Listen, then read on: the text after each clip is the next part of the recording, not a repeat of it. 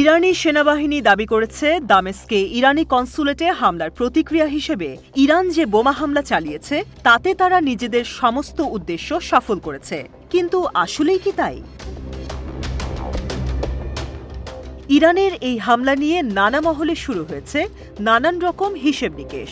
গবেষক ও লন্ডন ভিত্তিক centre for Arab Iranian স্টাডিজের পরিচালক আলী নুরি জাদেহের মতে এই হামলার মাধ্যমে ইরান কোনো লাভ করতে পারেনি, বরং এটি ইরানের শাসন ব্যবস্থার দুর্বলতা প্রকাশ করেছে, কারণ তারা ইসরায়েলের ভূখণ্ডে কোনো লক্ষ্যবস্তুতে আঘাত করতে পারেনি। বিকাশে কম খরচে ক্যাশ আউটের লিমিট বেড়ে 50,000, প্রিয় এজেন্টও 2টা। তার মতে ইরান যদি ইসরায়েলের সাথে তাদের কথিত সাইকোলজিক্যাল ওয়ারফেয়ার বা মনস্তাত্ত্বিক যুদ্ধ অব্যাহত রাখত, তবে এর মাধ্যমে তারা আরও অনেক কিছু অর্জন করতে পারত।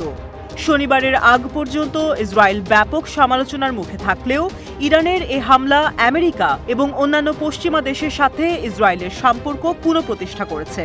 ইসরায়েলের প্রধানমন্ত্রী বেনিয়ামিন নেতানিয়াহু এখন নিজেদের আরও বেশি শক্তিশালী মনে করছে।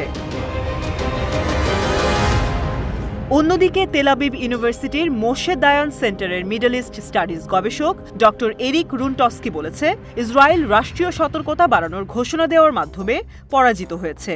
এটি ইসরায়েলিদের মধ্যে থাকা উদ্বেগকে উস্কে দিয়েছে। এখন অনেকেই এ ধরনের হামলার পুনরাবৃত্তি হওয়ার আশঙ্কা করছে। এরপরেও এরিক রুনটস্কিও মনে করে ইরানের হামলা ইসরায়েলের জন্য লাভজনক হয়েছে। এটি রাজনৈতিকভাবে একটি টার্নিং পয়েন্ট হিসেবে কাজ করতে পারে, কারণ গত কয়েক মাসের মধ্যে এই প্রথম ইসরায়েল নতুন করে পশ্চিমা সমর্থন পাচ্ছে। সম্পর্কের ক্ষেত্রে এতদিন বেশ উত্তেজনার পর ইসরায়েল এই দেশগুলোর সাথে, বিশেষ করে আমেরিকার ঘনিষ্ঠ সাহচর্যে ফিরে আসতে পেরেছে। তবে ইসরায়েলি গবেষকরা বলছে, এই হামলা থেকে ইসরায়েলিদের কিছু লাভ হলেও তারা অন্যভাবে হেরেছে। এই হামলার মাধ্যমে মধ্যপ্রাচ্যের শক্তিকে চিনতে ইসরায়েলের ব্যর্থতাকে প্রকাশ করেছে।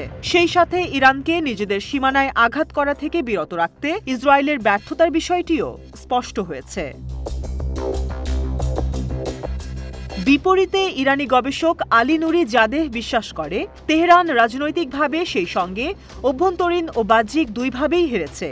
সে বলেছে, ইরান প্রতিবেশী দেশগুলোর সমর্থন হারিয়েছে এবং তাদের হামলার পক্ষে কোনো দেশের সমর্থন ছিল না। কিছু মহল ইরানকে আমেরিকার সাথে সরাসরি যুদ্ধে টেনে আনার চেষ্টা করছে। লেবাননের অবসরপ্রাপ্ত জেনারেল হিশাম জাবের একজন সামরিক ও কৌশলগত বিশেষজ্ঞ এবং বৈরুতে Middle East Centre for Strategic স্টাডিজের পরিচালক। সে বলেছে, এই হামলার বিষয়ে সবচেয়ে আশ্চর্যের বিষয় হলো এটি মোটেও আশ্চর্যজনক ছিল না। লন্ডন স্কুল অব ইকোনমিক্সের আন্তর্জাতিক সম্পর্ক বিভাগের অধ্যাপক ফাওয়াজ গেরজেস যুক্তি দিয়েছে, ইরানের তুলনায় ইসরায়েল এই হামলা থেকে বেশি লাভবান হয়েছে।